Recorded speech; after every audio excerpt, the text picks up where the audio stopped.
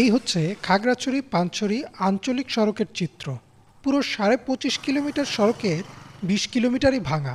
প্রতিদিন এই সড়কেই চলাচল করছে ৮ শতাধিক পণ্য ও যাত্রীবাহী বাহন। সড়কের অসংখ্য ছোট বড় গর্ত পরিণত হয়েছে যেন মরণ ফাঁদে। মাত্র ২৫ কিলোমিটার সড়ক যাতায়াত করতে সময় লাগছে ১.৫ থেকে ২ ঘন্টারও বেশি।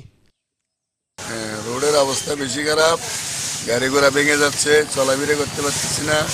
রুগী নিতে নিতে হয়তো রুগী মাঝপথে মারাও যেতে পারে, ওই ধরনের একটা পরিস্থিতি। বা মানে পানছড়ি রোডটা এমন সমতল রোড কিন্তু বাট হচ্ছে ভাঙা।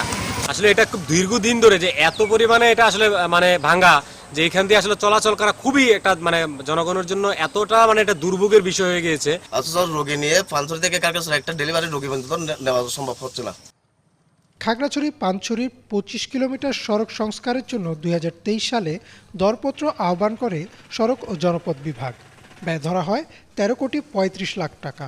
কাজটি পান সাবেক সড়ক পরিবহন ও সেতুমন্ত্রী ওবায়দুল কাদেরের আস্থাভাজন আবেদ মনসুর কনস্ট্রাকশন নামের একটি ঠিকাদারি প্রতিষ্ঠান।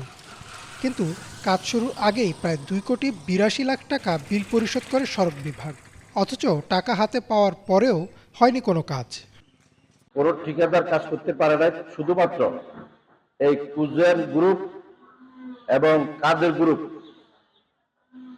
তথাকথিত যোগাযোগ মন্ত্রী, সড়ক ও পরিবহন মন্ত্রী এবং খাগড়াছড়ির কুজেন্দ্রলাল ত্রিপুরা, এদের যোগসাজশে অন্য কোনো ঠিকাদার রোডসে কাজ করতে পারে না। বলতে গেলে ২০ কিলোমিটার রাস্তায় চলাচল অনুপযোগী সম্পূর্ণ।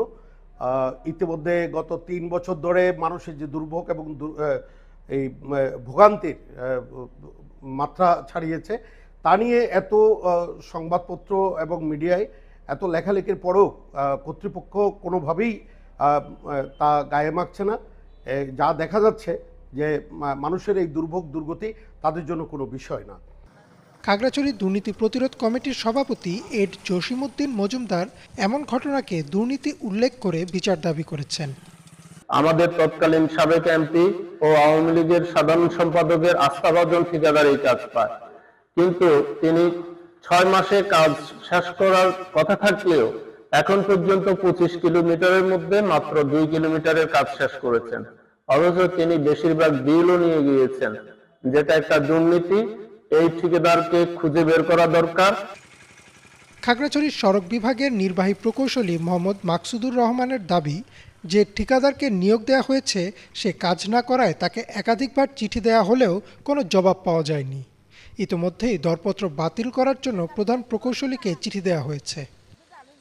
আমরা ঠিকাদারকে বারংবার চিঠি দিয়ে পত্র প্রদান করেছি এবং ঊর্ধ্বতন কর্তৃপক্ষকে জানানো হয়েছে এবং সে অনুযায়ী আসলে চুক্তি শর্ত মোতাবেক যে ব্যবস্থা নেওয়া সে উদ্যোগ গ্রহণ করা হচ্ছে। তো এখন যেটা হলো যে তারা কাজের বিষয়ে তাদের সাথে যোগাযোগ করা হচ্ছে এবং চুক্তি শর্ত মোতাবেক প্রয়োজনীয় যা ব্যবস্থা নেওয়া সেটা আমাদের কর্তৃপক্ষ থেকে আমরা অবশ্যই নিব। আওয়ামী লীগ সরকারের পতন হলেও খাগড়াছড়ির জেলা প্রশাসন, পার্বত্য জেলা পরিষদ ও সড়ক বিভাগে এখনও বহাল তবিয়তে রয়ে গেছেন বিগত সরকারের আস্থাভাজনরা। ফলে বিঘ্নিত হচ্ছে হাজারো ছাত্র জনতার রক্তে অর্জিত সরকারের নতুন বাংলাদেশ গড়ার কর্মসূচি। এমনটাই মনে করছেন সচেতন মহল। Desk report, Banglavision.